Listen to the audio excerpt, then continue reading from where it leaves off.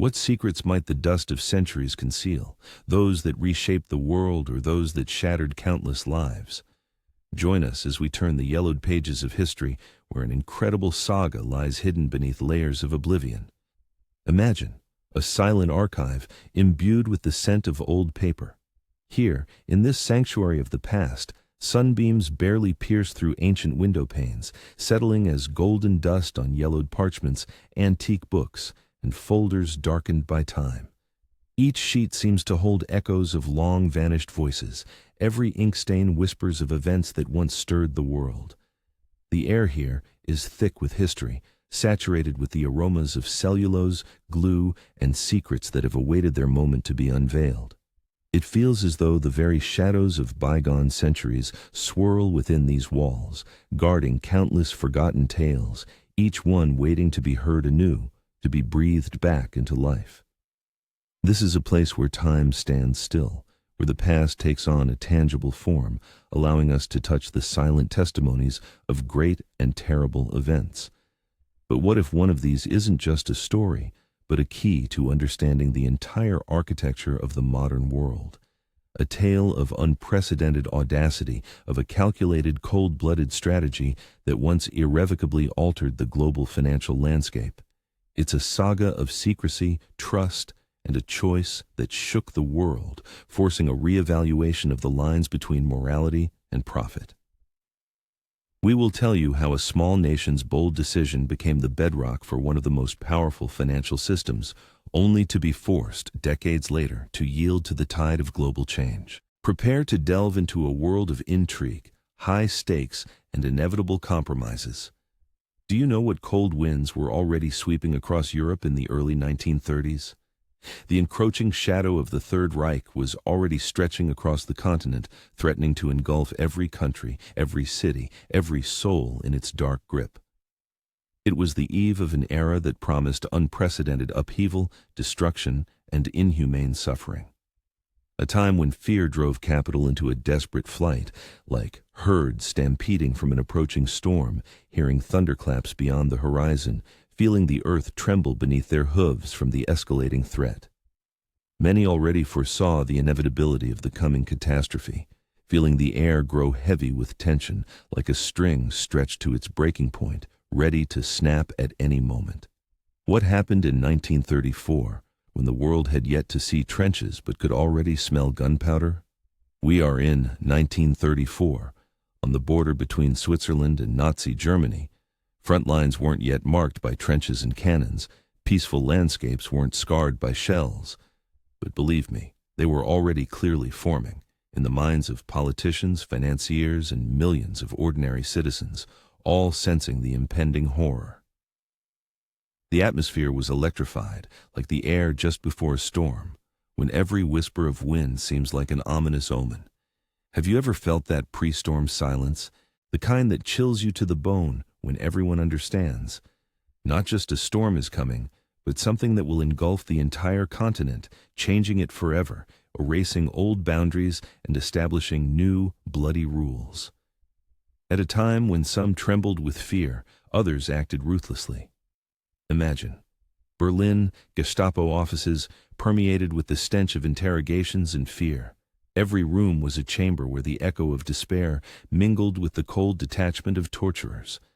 Agents, harbingers of the ruthless Nazi suppression machine, acted with feverish activity, their faces inscrutable, their gazes sharp as blades. They were predators prowling for prey, their hunger growing daily, becoming ever more insatiable. Their goal, not just information, but every last crumb, every hidden penny of German citizens. Special, almost maniacal attention was paid to the assets of Jewish people.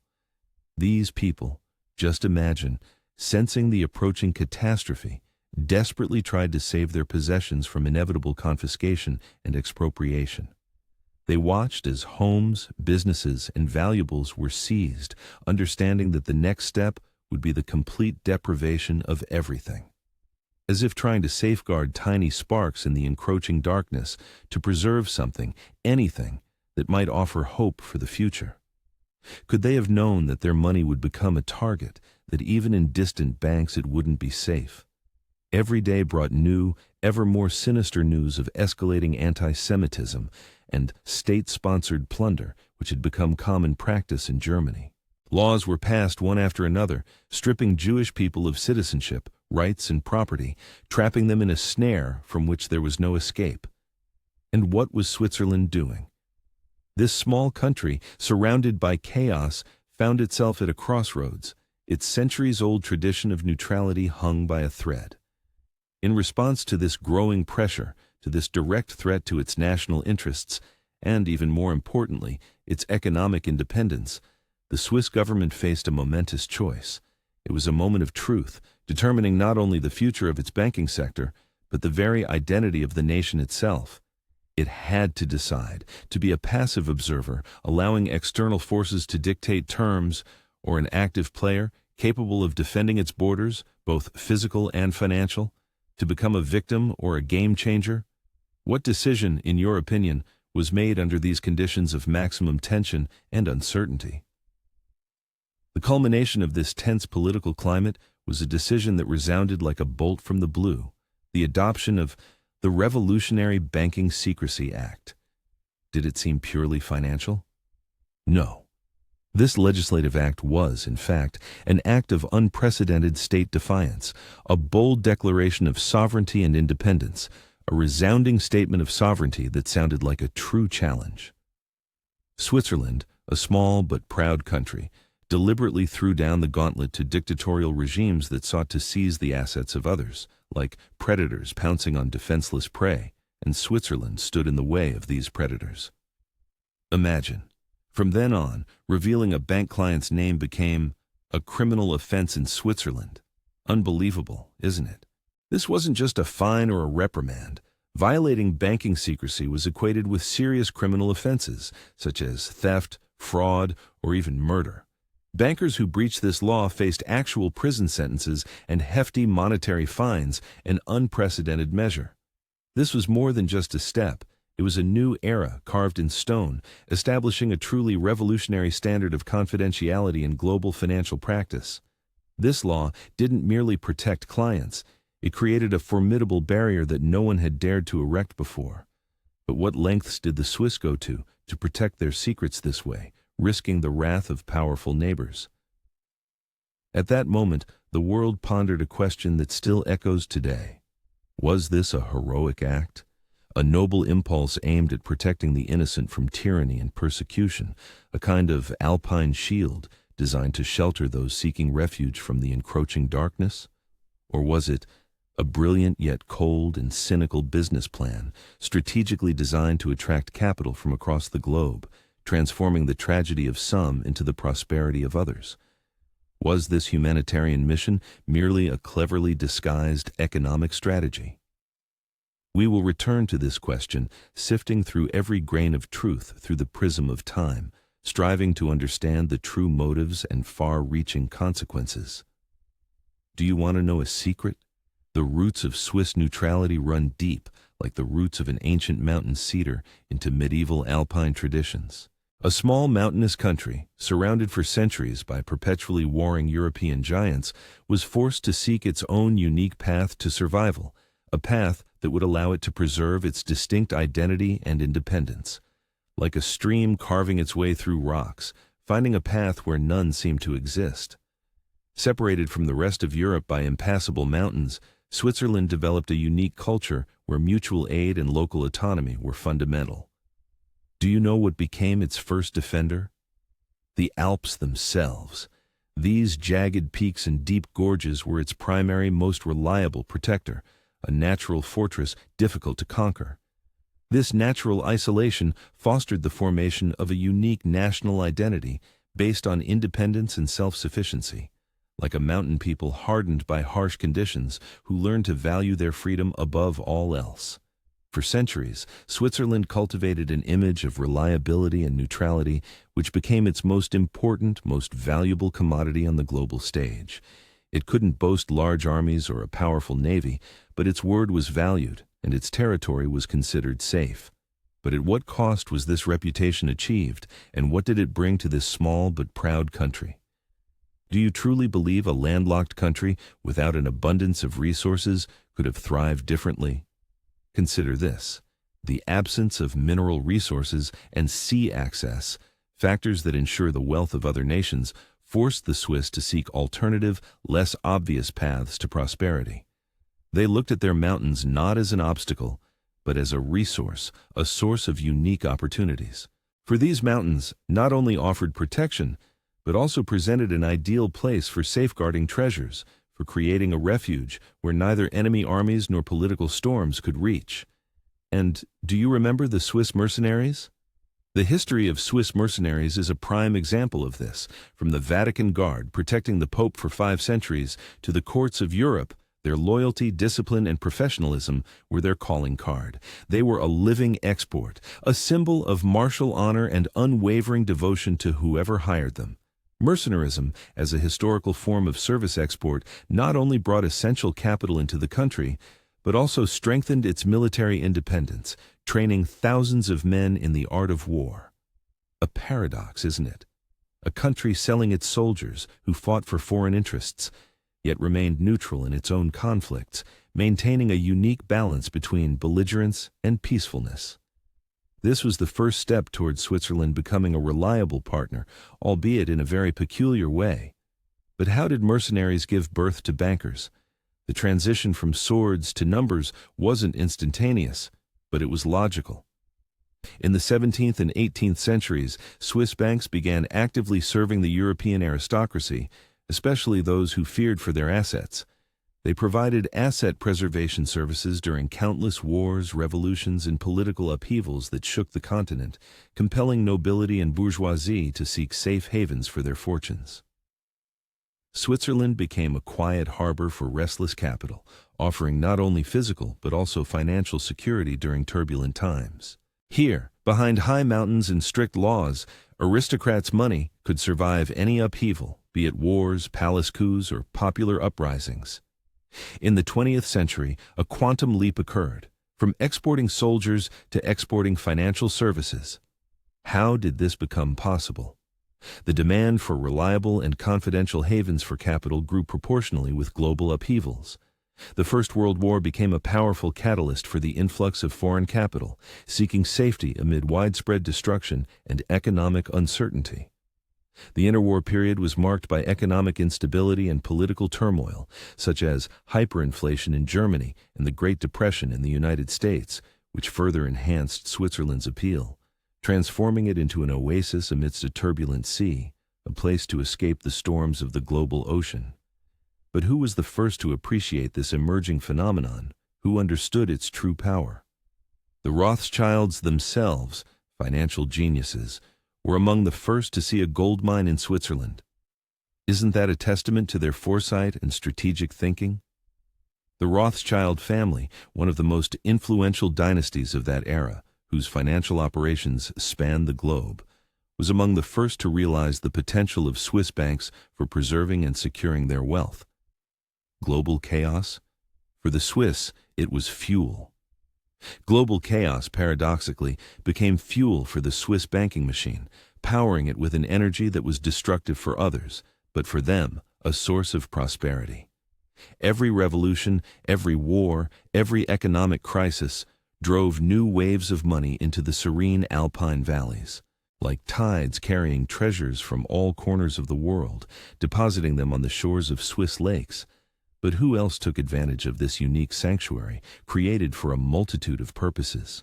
Aristocrats fleeing the French Revolution in the late 18th century were among the first to appreciate Swiss discretion, entrusting their last treasures and family heirlooms to it. Their whispers of trust became the first swallow, a harbinger of the coming flood of capital. Incredibly, the Russian Revolution of 1917 brought immense fortunes of the Russian imperial nobility and bourgeoisie to Switzerland, entire treasures saved from the fires of civil war and nationalization. The Spanish Civil War also became a source of significant financial flows into neutral banks, as representatives of both sides of the conflict sought to secure their savings. Business people, fleeing nationalization and confiscation in countries with totalitarian regimes, found refuge here. their only hope for preserving at least some part of their wealth. Perhaps you too would have sought such a sanctuary, finding yourself in a similar situation where everything around you crumbles. Later, during the Cold War era, when the world was divided into two ideological camps, Swiss banks became a place where dictators, spies, mafiosi, and even leaders of national liberation movements stored their ill-gotten gains, or, conversely, honestly earned but needing to be hidden funds. The mountainous country transformed into a global safe, capable of holding any secrets and any money, and not just them. Consider why oligarchs, politicians, and the wealthy from all over the world sought to hide their money from taxes, legal prosecution, or simply from prying eyes, avoiding the attention of adversaries. As if hiding jewels in a deep cave, inaccessible to outsiders. This global turbulence, this constant demand for security and confidentiality, shaped the unique ecosystem of the Swiss financial center, making it unlike anything else in the world. Switzerland consciously positioned itself as a refuge, a neutral bridge in a world divided by ideologies and conflicts, like a lighthouse in a raging sea, offering a calm harbor to any ship regardless of its flag. But let's return to 1934. What became the foundation of this unshakable system, which endured decades of wars and crises? The principle of client sovereignty, stating that a person's wealth is their private affair, not subject to state inspections or third-party curiosity, became the cornerstone of Swiss banking philosophy. Its unyielding foundation. The Banking Secrecy Act of 1934, officially known as the Federal Act on Banks and Savings Banks, became the legislative culmination of this philosophy, bringing it to life and solidifying it at the state level. From whom were they concealing this data, and why was it so important? This law was a direct, unambiguous response to the Gestapo's attempts to gain access to the accounts of German Jews in Swiss banks. Attempts that the Swiss government perceived as an infringement on its sovereignty. What could be worse than betraying a person who entrusted you with their last resources, knowing it could cost them their life or freedom? Article 47 of this law became legendary, enshrining criminal liability for violating banking secrecy. Like an oath carved in granite, its wording was uncompromising. It prescribed prison sentences of up to 6 months and substantial fines for anyone daring to breach client confidentiality, transforming secrecy into a sacred cow, inviolable and protected by law. You will be astonished. This wasn't merely banking policy. It was part of the national DNA, protected by the power of the state. Where else is it possible for a financial secret to be so rigorously guarded? For a Swiss banker, imprisonment was a more likely outcome than disclosing a client's name. For the honor, law, and reputation of the country stood above all else, forming an unbreakable code of conduct.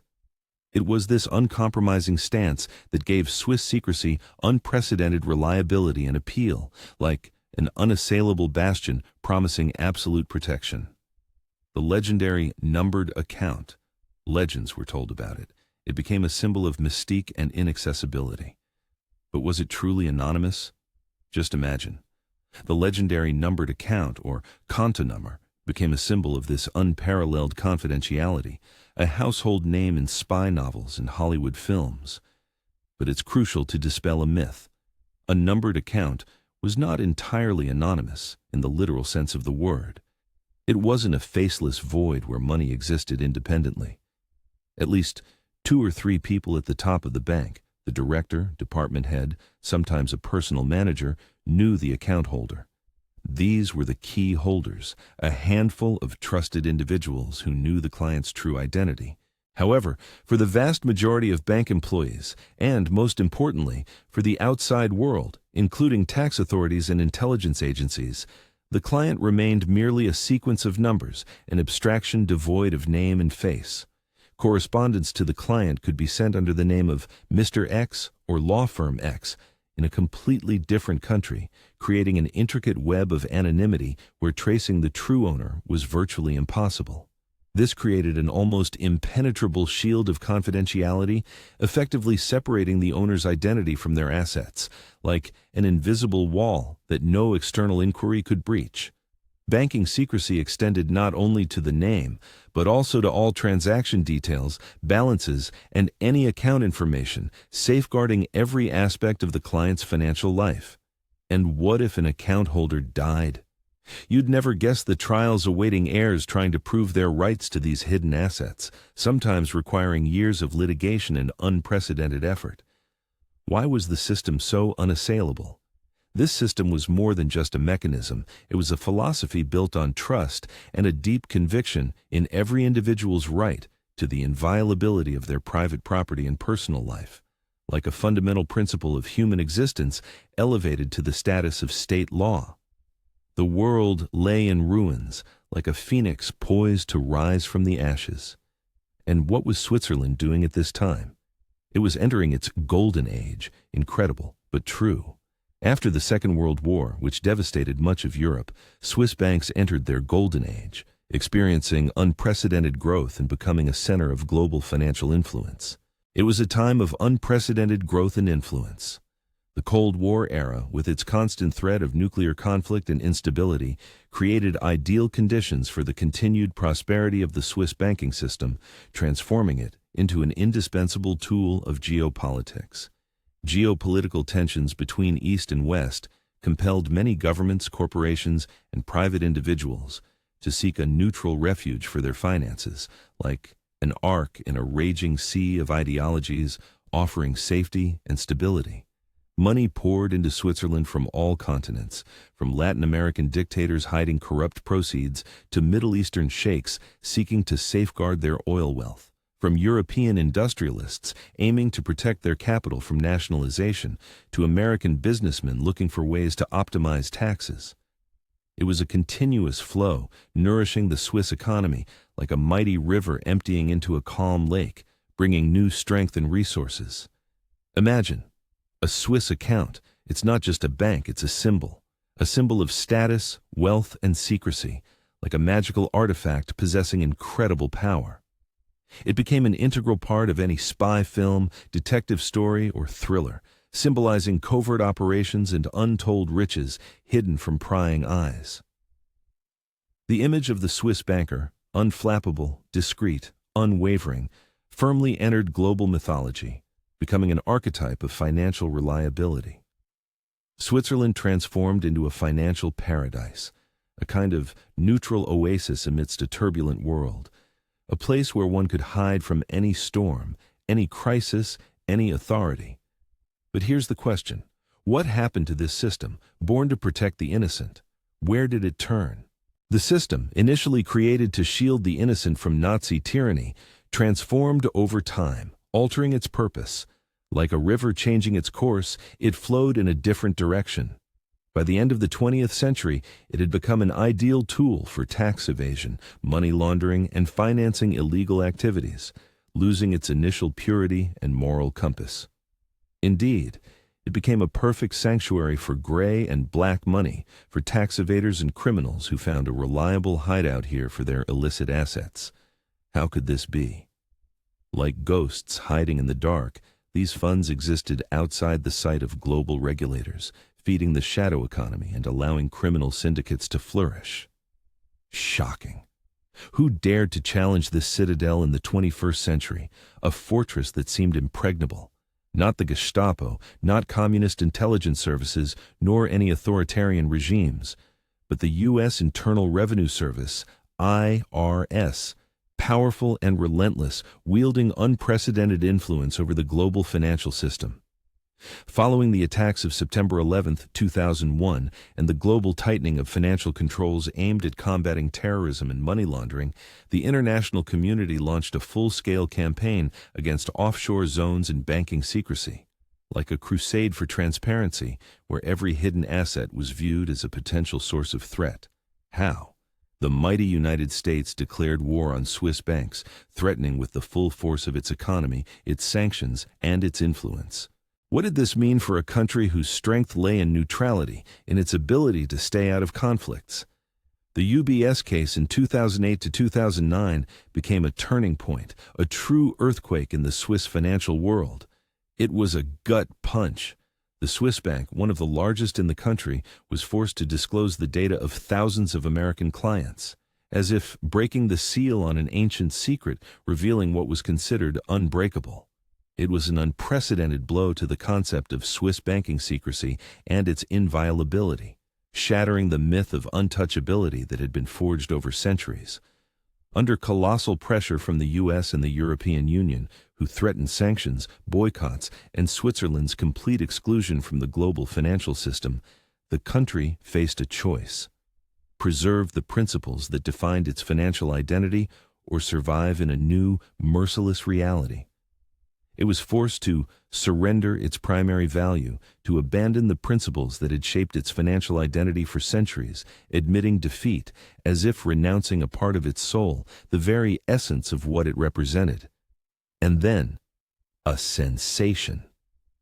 In 2014, under colossal pressure from the international community, Switzerland ratified international agreements on the automatic exchange of tax information, known as CRS, signing the death warrant for the old system of banking secrecy. Could anything have stopped this process when global transparency became the new imperative? Banking secrecy for foreign clients, in the form it had existed for decades, was effectively dead. The fortress built on the foundation of confidentiality fell under the onslaught of global transparency. Its walls crumbled, revealing all secrets to the world. Since 2018, the fortress has definitively fallen. Switzerland began actively exchanging information on foreign clients' accounts with their respective countries' tax authorities, adhering to international standards. This marked the end of one of the longest and most intriguing eras in global financial history, its final chord, its last performance on the world stage. But what now? What remains of this unique system, and how will it evolve in a new, transparent world?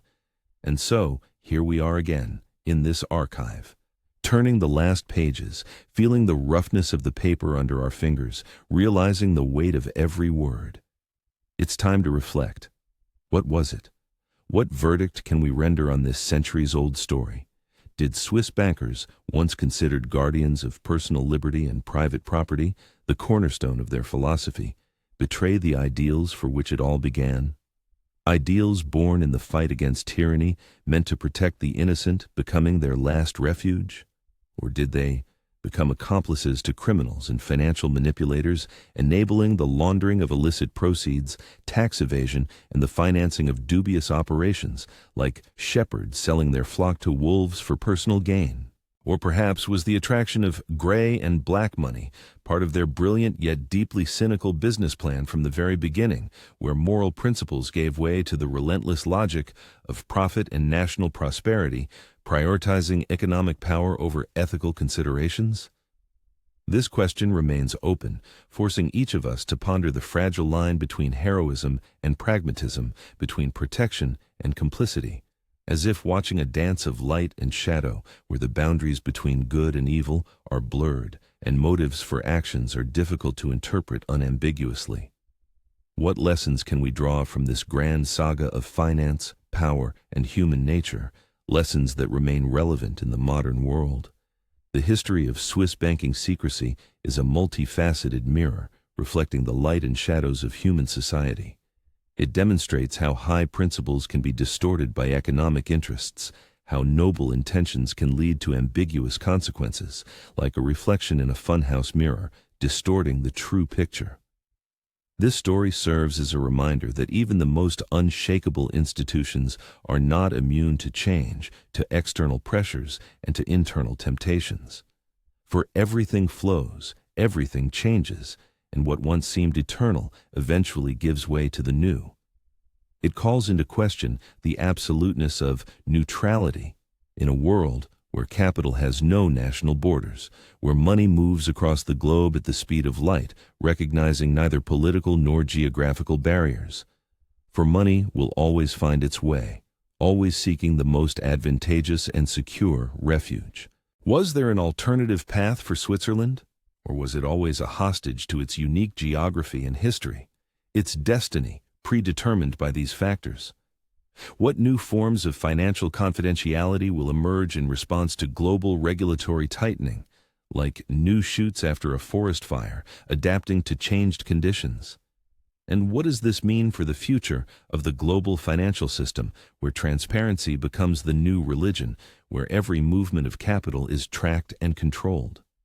Thus, Swiss banking secrecy, born in the fires of world conflicts, has completed its grand yet controversial journey. It has left posterity with a profound question about the cost of security and morality in a world where capital always seeks refuge, its own harbor, no matter how dark the history of those funds may be. Immerse yourself in this epic saga of money, power, and secrecy to understand how the lessons of the past shape our financial future and what new challenges lie ahead.